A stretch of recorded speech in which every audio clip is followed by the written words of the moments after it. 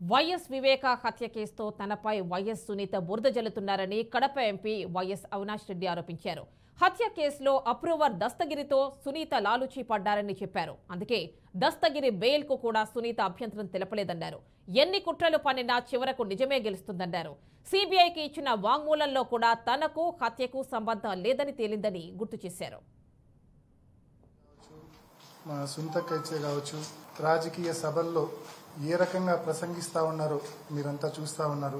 ఏ రకంగా ఈ కేసులో విచారణ సంస్థ, అదేవిధంగా సునీతక్క, అదేవిధంగా దస్తగిరి వీళ్ళందరూ లాలూచి పడి ఒక చీకటి ఒప్పందం చేసుకుని ఏ రకంగా ఈ కేసును మా వైపు టార్గెటెడ్ ఇన్వెస్టిగేషన్ చేశారనే విషయాన్ని గతంలో కూడా చెప్పా.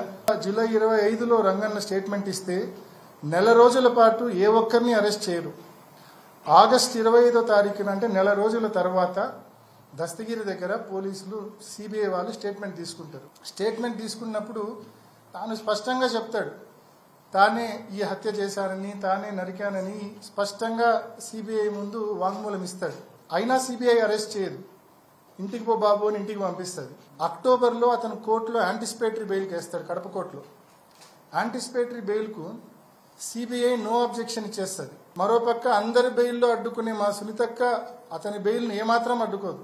ఏ రకంగా సిబిఐ, ఏ రకంగా సునీతక్క, ఏ రకంగా దస్తగిరి లాలూచి పడి ఒక చీకటి ఒప్పందం చేసుకుని ఏ రకంగా ఈ అప్రూవర్గా మార్చుకున్నారనేది మీ అందరికి దృష్టికి తీసుకొస్తా ఉన్నా. శాశ్వతంగా నిన్ను ముద్దాయి నుంచి సాక్షిగా చేస్తాము, ఒక్కరోజు కూడా జైలుకు పోవాల్సిన అవసరం లేదు, కావాల్సినంత డబ్బు ఇస్తామంటే ఇంకా ఎవరి పేర్లు చెప్పమంటే వాళ్ళు చెప్పరండి.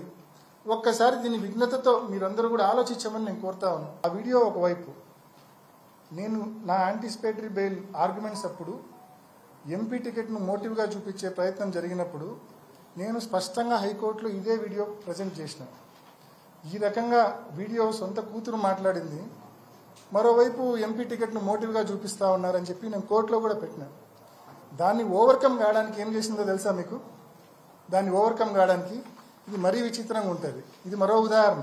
సజ్జల రామకృష్ణారెడ్డి గారు ఈ రకంగా చెప్పమంటే నేను చెప్పినా అని చెప్తారు. ఇప్పుడు 4 ఏళ్ల తర్వాత. Shivaprakash Reddy is none other than brother in law of Vivekananda Reddy garu. Soubhagyamma సొంతం తమ్ముడు, సునీతమ్మ సొంతం మామ. హైదరాబాద్లో మీ అందరూ కలిసే బయలుదేరినారు. మీరు నాకు ఫోన్ చేసి నేను పులివెందుల నుంచి జమ్మలమడుకు బయలుదేరినా.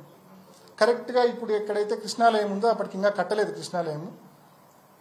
అక్కడ నుంచి రింగ్ రోడ్లోకి ఎంటర్ అయినా ఈ ఫోన్ కాల్ శివప్రకాష్ రెడ్డి గారు చేసి వెంటనే బావింటికి బావ చనిపోయినాడని చెప్పిన వెంటనే యూటర్న్ తీసుకొని వివేకానంద రెడ్డి గారి ఇంటికి పోయిన వెంటనే బాడీ చూసి బయటకు వచ్చి నేను ఫోన్లు చేసిన. ఎక్కడెక్కడ స్క్రీనింగ్ జరిగిందనేది నాకు అర్థం కాల.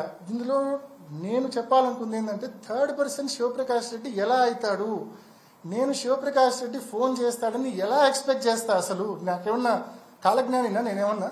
This is my question to CBI, question to సునీతక్క, question to Shivaprakash Reddy also. Ram Singh Sunitha combination కలిసినాకనే ఎందుకు లోపం కనిపిస్తా ఉంది? రామ్ సింగ్ సునీతక్క కాంబినేషన్ కలిసినాకనే ఎందుకు లోపం కనిపిస్తా ఉంది అంటే, గూగుల్ టేక్అవుట్ను ఫ్యాబ్రికేట్ చేసినారా? గూగుల్ టేక్అవుట్ గురించి వాళ్ళు కోర్టులో కౌంటర్ వేశారు, వాళ్ళు కోర్టులో అఫిడవిట్ వేశారు.